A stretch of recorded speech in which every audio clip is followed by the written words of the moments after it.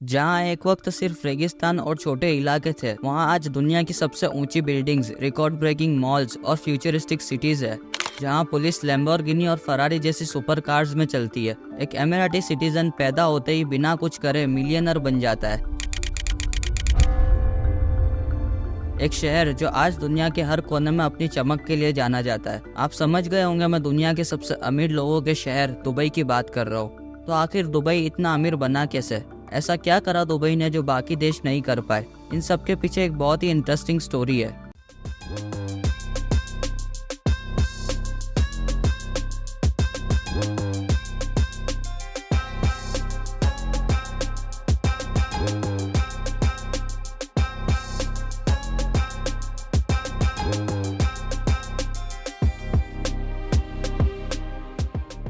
तो यूएई मतलब United Arab Emirates, जो पहले 7 अलग अलग किंगडम थे, बाद में एक कंट्री बन गए जिसे हम यूनाइटेड अरब एमिरेट्स के नाम से जानते हैं। ईयर 1920 में यूएई कुछ भी नहीं था आज के कंपैरिजन में। उस वक्त दुबई एक मछुआरों का गांव था जो आबू धाबी के अंडर में आता था। लेकिन 1833 में इसे आबू धाबी से अलग करके एक अलग किंगडम बनाया गया। बाद में 1853 में दुबई को पर्ल्स बिजनेस के लिए जाना जाता था, लेकिन तब भी दुबई एक गांव ही था। दुबई की असली किस्मत 1958 में चमकी जब शेख राशिद बिन सईद दुबई के नए रूलर बने, और तब इन्होंने दुबई को एक गांव से चमकता शहर बना दिया। शेख राशिद 1953 में यूरोप गए और वहां उन्हें यूरोप का इंफ्रास्ट्रक्चर बहुत अच्छा लगा। तब शेख राशिद ने कहा वो दुबई को एक बिजनेस हब बनाएंगे। शेख राशिद ने एयरपोर्ट बनवाया और इंफ्रास्ट्रक्चर पर भी बहुत पैसा खर्च किया।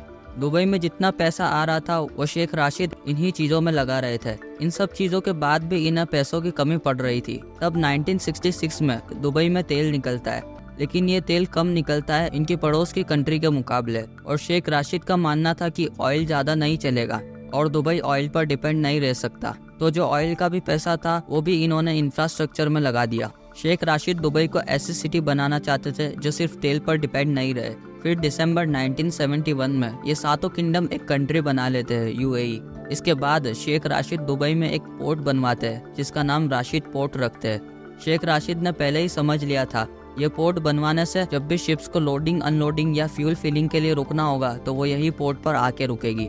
और दुबई भी एक अच्छी लोकेशन पर था बिजनेस के लिए, और फिर शिप्स भी रुकने लगी। आपकी जानकारी के लिए बता दूं, जब भी शिप्स रुकती है तो उसके आसपास बहुत बड़े लेवल पर कॉमर्शियल एक्टिविटी होती है। तो पोर्ट राशिद जो था उसे 1972 में बनवाया था, और इस पर अच्छा रिस्पांस मिलने की वजह से एक और पोर्ट बनवाया गया, पोर्ट जेबल अली, जो 1979 में एस्टेब्लिश हुआ। और आज ये पोर्ट मिडिल ईस्ट का सबसे बड़ा पोर्ट है। इस वक्त शेख राशिद की सोच अलग थी। जब बाकी देश तेल के पैसों से कमा रहे थे, तब शेख राशिद ने ऐसी अनाउंसमेंट करी जो किसी ने सोची भी नहीं थी। जब दुबई में सारे पोर्ट्स रेडी थे और बहुत सारे शिप्स आ रहे थे, तब शेख राशिद ने पैसे बढ़ाने की जगह अनाउंसमेंट कर दी कि दुबई का जो जेबल अली पोर्ट है वो पूरी तरह से फ्री जोन है, मतलब पूरी तरह से टैक्स फ्री जोन है। इस एरिया से कोई भी शिप जाएगा उसे टैक्स नहीं देना होगा, और इस पूरे एरिया को टैक्स फ्री कर दिया गया, जिससे इम्पोर्ट ड्यूटी, एक्सपोर्ट ड्यूटी और मैन्युफैक्चरिंग टैक्स माफ कर दिया गया। और इतना सब होने के बाद दुबई का ये पूरा रूट सबका फेवरेट रूट बन गया।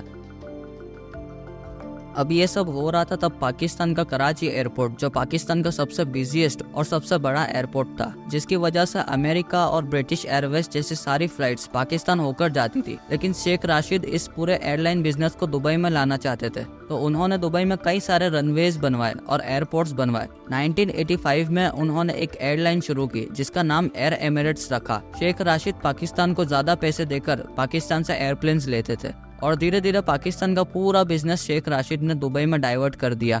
और एयर एमिरेट्स को ग्रो करने के लिए दुबई गवर्नमेंट पैसा देती है और टैक्स भी नहीं लिया जाता है।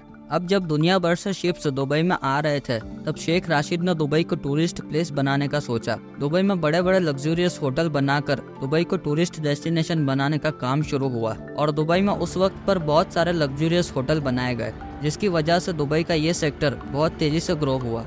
अभी तक सिर्फ दुबई बाहर से आने वाले शिप्स से कमा रहा था, लेकिन 1990 में शेख राशिद ने सोचा दुबई में बाहर से लोग आए ताकि दुबई और आगे बढ़े। टूरिस्ट का ध्यान खींचने के लिए और बड़े लेवल पर होटल सेक्टर्स की ग्रोथ की, जिसमें 1999 में दुबई में बुर्ज अल अरब होटल बनाया गया, जो उस वक्त का सबसे टॉलेस्ट होटल था। लेकिन ये होटल चले उससे पहले ही शेख राशिद की डेथ हो जाती है और फिर उनके बेटे शेख मोहम्मद बिन राशिद नए किंग बनते हैं। इसके बाद बुर्ज अल अरब होटल की ओपनिंग 1 दिसंबर 1999 को की गई। ये दुनिया के सबसे लग्जरियस और महंगे होटल्स में से एक था और उस वक्त का एक लौता 7 स्टार होटल था। अब दुबई की इतनी पॉपुलैरिटी और 0% टैक्स को देखकर दूसरी कंपनीज ने अपने बिजनेसेस को दुबई में शिफ्ट करना शुरू कर दिया। दुबई को और अच्छा बनाने के लिए इस पर जाइंट प्रोजेक्ट्स पर काम किया जाने लगा। रेगिस्तान जैसे इलाके जहां एक घर बनाना मुश्किल होता है, वहां ऊंची बिल्डिंग्स बनाई जाने लगी और समुंदर के अंदर मिट्टी भरकर पूरी बस्ती बनाई जाने लगी।